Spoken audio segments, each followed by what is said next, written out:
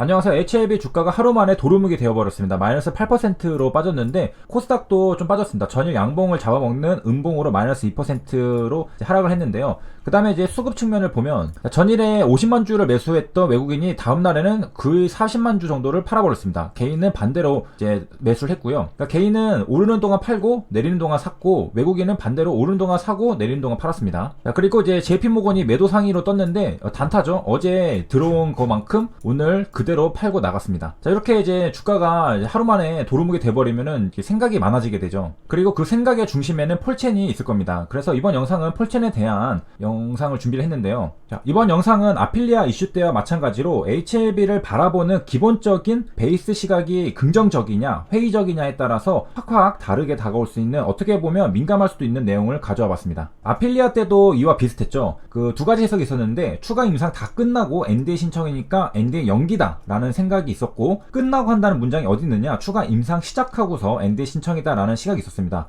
어떻게 바라보느냐에 따라서 받아들이는 내용은 완전히 달라지게 되었는데요. 전자의 경우에는 최대 3년 후 NDA 신청이 되고, 후자의 경우에는 최소 몇 개월 뒤에 NDA 신청으로 해석을 할 수가 있었습니다. 자, 그리고 우리가 그러한 이슈를 바라보는 데는 주가가 알게 모르게 굉장히 영향을 많이 미치게 됩니다. 주말 동안 아필리아가 이슈가 될 때는 주가가 이런 상태였거든요. 주가가 횡보하면서 지지부진하여서 인내심이 바닥인 상태였습니다. 그러니까 주말에 나왔던 아필리아 이슈는 자연스럽게 아무리 봐도 이거 악재 아닌가 라는 생각이 여러 번 들게 되었던 겁니다. 자, 그런데 다음날 이제 폴첸 탑승 이슈와 함께 주가가 11% 장대 양봉이 나오니까 아필리아 건은 뭐 전혀 문제가 없는 거였구나 라고 생각이 바뀌신 분들도 꽤 있으실 겁니다. 주말 동안 는 굉장히 아필리아 문제가 좀 신경이 쓰이고 걸리적거리고 뭔가 좀 문제가 있는가 라는 우려가 있었는데 하루 만에 없어졌겠죠. 자, 마찬가지로 또 오늘 같은 경우에는 이렇게 주가가 하락한 상태입니다. 자, 이번 영상 내용을 보면서 어떤 생각이 드는지 자신의 마음을 생각해 보는 것도 재밌는 시간이 될 것 같습니다. 제가 이때 영상을 보는 거랑 이때 영상을 보는 거랑 아마 알게 모르게 그 이슈를 받아들이는데 생각보다 영향을 미치게 됩니다. 뭐 너무나 자명한 해석에 대해서는 뭐 그런 게 없겠지만은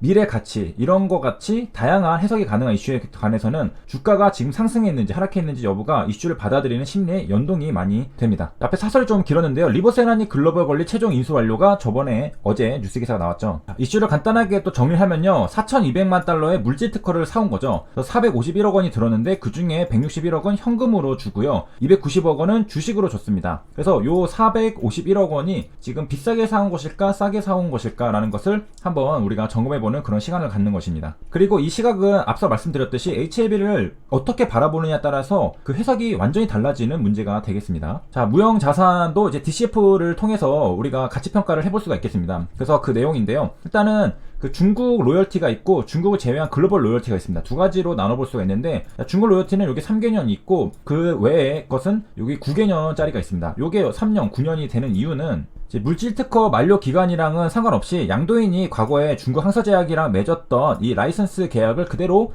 권리 이전을 해오기 때문에 그렇다고 볼 수가 있겠습니다. 그래서 매출에 대해서 로열티를 수령받고 있으면서 요게 2022년까지 매출액까지입니다. 자, 그래서 양도인이라고 하면은 그냥 펄첸하면 간단한데 좀 더 구체적으로는 어드벤처 레베토리랑 SFFT입니다. 이렇게 둘. 아파티닙의 특허권 보유 기간은 2029년 말입니다. 자, 근데 그것과는 이제 별개로 양도인이 항서제약이랑 체결한 게 바로 요거고, 더 2020년을 포함해서 향후 3년간 매출액에 대한 로열티를 수령할 예정입니다 라고 적혀 있죠. 자, 그렇기 때문에 여기에 이제 항서제약으로도 받는 게 3개년이 들어가 있고, 그 다음에 특허권이 2029년까지 되어 있죠. 연장할 수 있다라고 이제 되어 있는데, 이제 이 당시 2029년까지로 해서 이렇게 9년으로 이렇게 잡았습니다. 그래서 이제 구했죠. 자, 그래서 제가 덧셈을 해서 가져왔습니다. 여기 이제 항서제약부터 받는 것들을 다 더하면요 31,000이 되고요. 여기 단위는 1000USD입니다. 그 다음에 이제 글로벌 중국 제외한 것을 이제 더해보면요 이제 6만이 나옵니다. 보면은 중국보다 이제 글로벌이 2배 정도 크다는 걸 볼 수 있겠죠. 물론 평가를 하진 않은 상태입니다. 그냥 단순 덧셈. 그래서 이제 로열티 금액을 보면요, 중국보다 글로벌이 2배 정도 더 크다는 것을 확인할 수가 있겠습니다. 그래서 저 로열티에 대한 것을 현금이랑 주식을 주고서 사온 거죠. 이거는 이제 크게 중요하진 않지만은 이제 그 배정 주식수랑도 한번 비교를 해보면요, 어드벤처는 중국 제외한 글로벌이고요, SFFT가 항서제약 중국으로부터 받는 건데 배정 주식수는 25만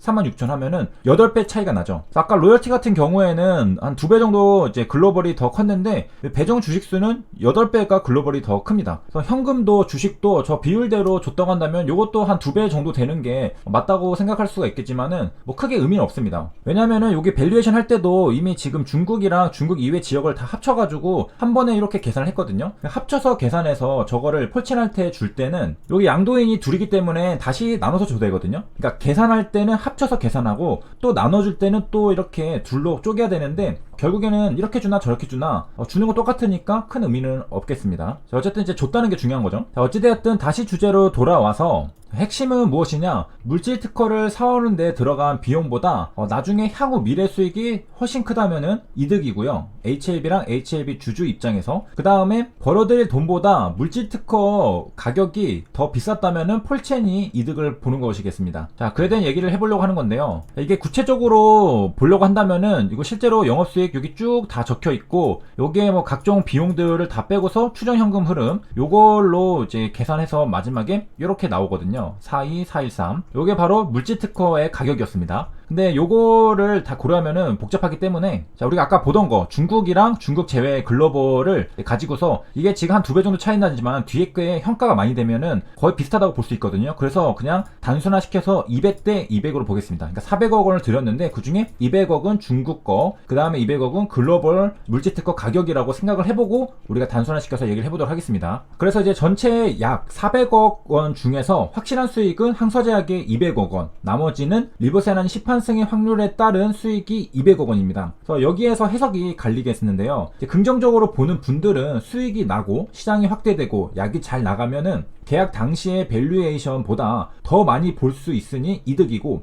회의적으로 보는 분들은 확실한 게 항서제약으로 200억 원인데 나머지 200억 원은 혹시라도 실패하면 벌 수 없는 금액이니까 비싸게 권리 인수한 것이라고 생각할 수 있습니다. 전자는 리보세라닙이 NDA 신청 후 시판 승인 후 판매까지 하면서 더욱더 성장할 것이라 보는 장기 투자자라고 볼 수 있겠고, 후자는 NDA 이후는 모르겠고 현재 시점에서 불확실한 것들은 제외하고 확실한 것들만 고려하는 보수적으로 바라보는 단기적인 투자자라고 볼 수 있겠습니다. 그러니까 보수적 단기 투자자라고 하니까 어감이 이상하긴 한데 결국에는 미래 가치를 어떻게 해석하느냐에 따라 달린 겁니다. 항서제약으로부터 받는 로열티가 200억 원인데 글로벌은 중국보다 더 큰 시장이므로 게다가 3배 달하는 9년으로 잡으면은 200 곱하기 3 하면은 최소 600억 원의 더 큰 시장이니까 플러스 알파 라고 생각하는 분들은 물질 특허를 굉장히 싸게 샀다라고 생각할 테고요. 항서제약으로 받는 현재 확실한 로열티만 고려하는 분들은 중국을 제외한 글로벌 시장은 고려하지 않을 테니까 200억 원만 생각하면은 400억 원에 사온 것은 비싸다고 생각할 것입니다. 이거는 가치관의 문제이고 미래 가치에 대한 문제입니다. 그래서 현재 정답이 있을 리가 없겠죠.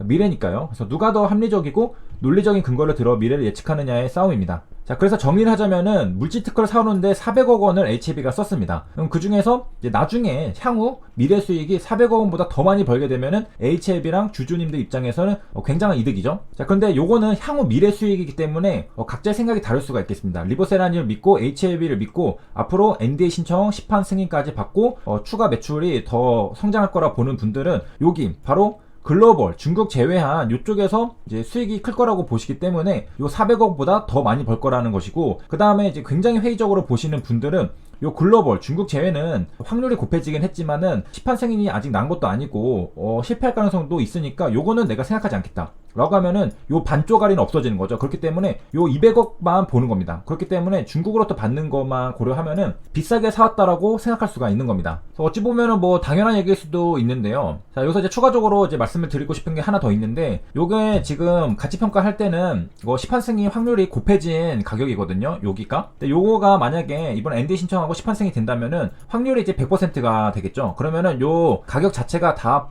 점프가 됩니다. 조금씩은 점프가 되기 때문에 여기 밸류에이션에 들어갔던 그 가격보다 더 높아지게 됩니다. 뭐 그때쯤 되면은 뭐 주가는 더 올라가긴 하겠지만은 그거와 별개로 로열티를 받을 수 있는 물질 특허를 사온 것보다 무형 자산의 밸류에이션 자체도 올라간다는 것입니다. 여기까지 시청해주셔서 감사합니다.